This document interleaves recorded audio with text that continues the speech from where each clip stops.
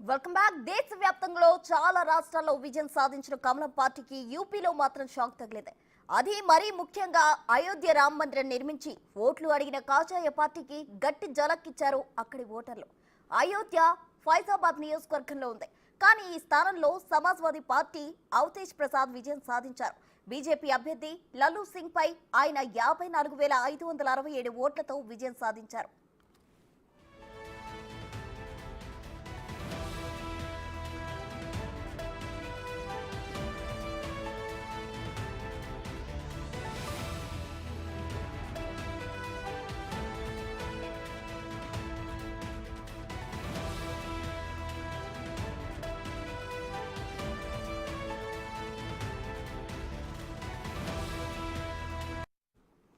దేశవ్యాప్తంగా చాలా రాష్ట్రాల్లో విజయం సాధించిన కమలం పార్టీకి యూపీలో మాత్రం షాక్ తగిలింది.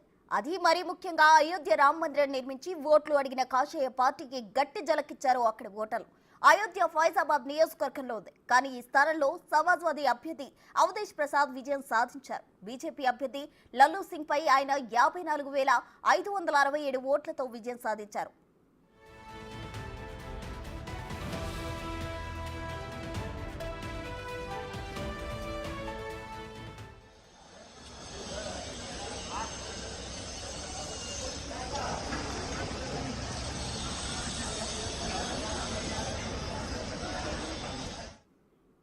మరింత సమాచారం మా ప్రతినిధి ఢిల్లీ శివ అందిస్తారు. శివ, చెప్పండి, అయితే ఎన్ని రాష్ట్రాల్లో విజయం సాధించిన బీజేపీ ఒక్క అయోధ్య నియోజకవర్గంలోనే ఎందుకు వేరే పార్టీకి అయితే అక్కడ ఆధిక్యం కనిపించింది, అయితే వేరే పార్టీ అక్కడ గెలుపొందింది, ఎందుకు అయోధ్యలో బీజేపీ లాస్ అయింది? దీనికి గల కారణాలేంటి?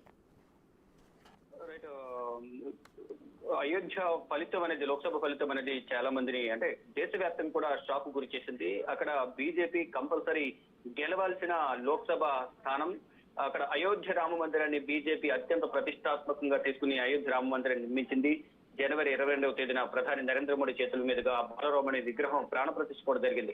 జరిగిన నేపథ్యంలో అక్కడ బీజేపీకి తిరుగుండదు అని అందరూ భావించారు. కానీ అనూహ్య పరిణామాల మధ్య సమాజ్వాదీ పార్టీ లోక్సభ ఎంపీ, అంటే బీజేపీ అభ్యర్థి సిట్టింగ్ ఎంపీ లల్లూ సింగ్ పై సమాజ్వాదీ పార్టీ అభ్యర్థి అవతేజ్ ప్రసాద్ అక్కడ ఘన విజయం సాధించారనే మనం చెప్పాలి. దాదాపు 54,567 ఓట్లతో బీజేపీ అభ్యర్థిపై అవతేజ్ ప్రసాద్ ఘన విజయం సాధించారు. అయోధ్యలో బీజేపీకి ఈ రామ మందిర నిర్మాణం అనేది అస్త్రంగా వినియోగించుకోవాలని మొదటి నుంచి భావించారు. కానీ అక్కడ ఎక్కడ కూడా ఈ ప్రభావం అనేది అయోధ్య లోక్సభ నియోజకవర్గంలో పనిచేయనట్లుగా కూడా మనకు ఇక్కడున్న ఫలితాలను బట్టి మనకు స్పష్టంగా అర్థమవుతోంది ప్రసూన. మరోవైపు అయోధ్య రామ మందిర నిర్మాణం పేరుతో కాంగ్రెస్ పై విమర్శలు చేసి ప్రతిపక్ష పార్టీలపై కూడా అనేక విమర్శలు చేశారు. ఆ విమర్శల ద్వారా ఓట్లు దండుకోవాలని కూడా ప్రయత్నించారు. కానీ ఎక్కడ కూడా ఆ ప్రభావం అనేది మోడీ ప్రాభావం కానీ ఈ అయోధ్య రామ మందిర నిర్మాణం చేపట్టాం కాబట్టి హిందువుల ఓట్లు దండుకోవచ్చనే అభిప్రాయంతో నరేంద్ర మోడీ ఈ రామ మందిర నిర్మాణం అనేది చేపట్టి దాన్ని రాజకీయ ప్రచారాల కోసం వాడుకుంటున్నారనేది ప్రధానంగా కాంగ్రెస్ పార్టీ అగ్రనేతలు మరియు ప్రతిపక్ష పార్టీలకు సంబంధించిన ఇండియా కూటమి నేతలందరూ కూడా ఆరోపించినట్లుగానే రామ మందిర నిర్మాణాన్ని రాజకీయ అస్త్రంగా వినియోగించుకుని ఎన్నికల ప్రచారంలో ఎక్కువగా రామ మందిర నిర్మాణానికి సంబంధించి కానీ జై శ్రీరామ్ అనే నినాదాన్ని కూడా ఎక్కువగా ప్రజలకు తీసుకువెళ్లే ప్రయత్నం చేశారు. కానీ ఆ ప్రయత్నాలన్నీ కూడా విఫలమైనట్లుగా మనకు అయోధ్యలో వచ్చిన ఫలితాన్ని బట్టి మనకు అర్థమవుతోంది. సమాజ్వాదీ పార్టీకి సంబంధించి, అంటే అక్కడ సమాజ్వాదీ పార్టీ, ఈ కాంగ్రెస్ ఇండియా కూటమి నేతలందరూ కూడా బలపరిచిన ఎంపీ అభ్యర్థి అవతేజ్ ప్రసాద్ బీజేపీ అభ్యర్థి లల్లూ సింగ్ పై ఘన విజయం సాధించారు. ఈ ప్రభావం అనేది అయోధ్య రామ మందిర ప్రభావం అక్కడ మెజారిటీ రావచ్చు, బట్ ఇంతటి మెజారిటీ వచ్చింది ఎందుకు? బీజేపీ పై అంత వ్యతిరేకత వచ్చింది. ఆల్రెడీ అక్కడ రామ మందిరాన్ని కూడా నిర్మించారు, అయినప్పటికీ ఎందుకు అక్కడ అంతటి మెజారిటీతో యువతల పార్టీ గెలవడం జరిగింది?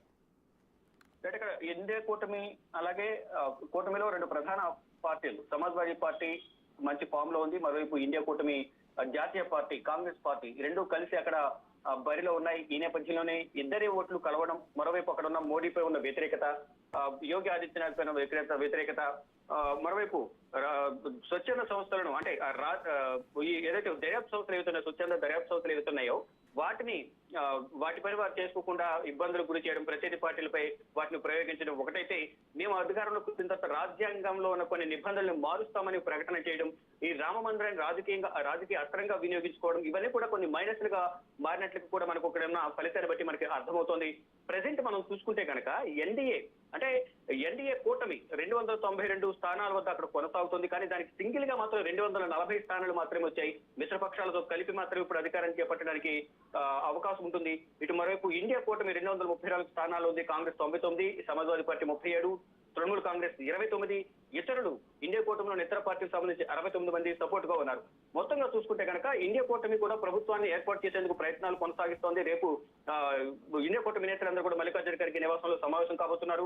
మరోవైపు దానికి దీటుగా ఎన్డీఏ కూటమి నేతలందరూ, పార్టీ నేతలందరూ కూడా రేపు సమావేశాన్ని నిర్వహించడానికి ప్రయత్నాలు చేస్తున్నారు. మొత్తంగా చూసుకుంటే పార్టీ కేంద్రంలో ఏ పార్టీ ప్రభుత్వాన్ని, ఏ కూటమి ప్రభుత్వాన్ని ఏర్పాటు చేస్తుందా అనేది కూడా తర్జన భజన పడుతున్న పరిస్థితి కనిపిస్తుంది. మొత్తంగా చూసుకుంటే ఎన్డీఏ కూటమి అధికారాన్ని చేపట్టబోతుంది అనేది కొన్ని ఈక్వేషన్ బట్టి అర్థమవుతుంది. అక్కడ వారికి వచ్చిన మ్యాజిక్ ఫిగర్ కానీ ఇతర పార్టీలతో కలిసి, కూటమి నేతలతో కలిసి, పార్టీలతో కలిసి అధికారాన్ని చేజిక్కించుకుని ప్రభుత్వాన్ని ఏర్పాటు చేసేందుకు ప్రయత్నాలు చేస్తున్నారు. ఇప్పటికీ అందరితో ఫోన్ లో మాట్లాడారు. ఇటు నితీష్ కుమార్ తోనూ, ఏపీ మాజీ ముఖ్యమంత్రి చంద్రబాబుతో కూడా ఇప్పుడు సింగిల్ లార్జెస్ట్ పార్టీగా అక్కడ అవతరించిన నేపథ్యంలో చంద్రబాబుతో కూడా మాట్లాడిన నేపథ్యంలో కీలక నిర్ణయాలు తీసుకునే అవకాశం కనిపిస్తోంది. అంటే ప్రభుత్వాన్ని ఏర్పాటు చేయడానికి కావాల్సినంత మ్యాజిక్ ఫిగర్ లేనప్పటికీ కూడా మిత్రపక్షాలతో కలిపి ఎన్డీఏ కూటమి ప్రభుత్వాన్ని ఏర్పాటు చేసేందుకు ప్రయత్నాలు కొనసాగిస్తుంది. కానీ ఇక్కడ ఎవరైతే బీజేపీ అభ్యర్థి ఎవరైతే ఓటమి పాలయ్యారో, దీంట్లో నా తప్పు జరిగి ఉండవచ్చు, మీరందరూ కూడా చాలా కష్టపడి పార్టీకి అంకిత భావంతో పనిచేశారు, నా అభ్యర్థన ఒకటే, మీరు ప్రతి ప్రాంతానికి వెళ్తే ప్రతిపక్ష నాయకులు, కార్యకర్తలు మీపై కొన్ని వ్యాఖ్యలు చేశారు. కానీ ఆ సందర్భంలో మీపై దాడి చేసిన సందర్భంలో, మీపై వ్యాఖ్యలు చేసిన సందర్భంలో మీరందరూ సహనం వహించాలి. అంటే మోడీ అలాగే యోగి ఇద్దరు కూడా బాగానే పనిచేశారు, నాలోనే ఎక్కడో ఏదో లోపం ఉంది అనేది ఆయన కొంచెం సరిచేసే ప్రయత్నం అయితే అక్కడ చేస్తూ ఉన్నారు. మొత్తంగా చూసుకుంటే అంటే మోడీ ప్రభావం అనేది గతంలో భిన్నంగా ఇప్పుడు కనీసం సింగిల్ గా ప్రభుత్వాన్ని ఏర్పాటు చేయడానికి కావాల్సిన మ్యాజిక్ ఫిగర్ అనేది 272 లోక్సభ స్థానాలు అనేవి బీజేపీకి రావడం లేదు. మిత్రపక్షాలతో కలిపి మాత్రమే ఇప్పుడు ప్రభుత్వాన్ని ఏర్పాటు చేయడానికి ప్రయత్నాలు చేస్తున్నారు. మరోవైపు అయోధ్య రామ మందిర నిర్మాణానికి అత్యంత ప్రతిష్టాత్మకంగా తీసుకున్న 500 ఏళ్ల కలను నెరవేర్చిన ప్రధాని నరేంద్ర మోడీ అక్కడ ఉన్న అభ్యర్థిని గెలిపించుకోలేకపోయారు అనే ఒక అపవాదుని మూటగట్టుకున్న పరిస్థితి కనిపిస్తుంది. ఒకవైపు దేశవ్యాప్తంగా మోడీ ప్రభావం తగ్గడం, మరోవైపు అయోధ్యలో స్వయానా ప్రధాని నరేంద్ర మోడీ అక్కడ రామ మందిర నిర్మాణానికి సంబంధించి అన్ని కార్యక్రమాలు చేపట్టి బాలరాముడి విగ్రహ ప్రాణ ప్రతిష్ఠ చేసినప్పటికీ కూడా ఆ ప్రభావం అనేది హిందూ రామ మందిర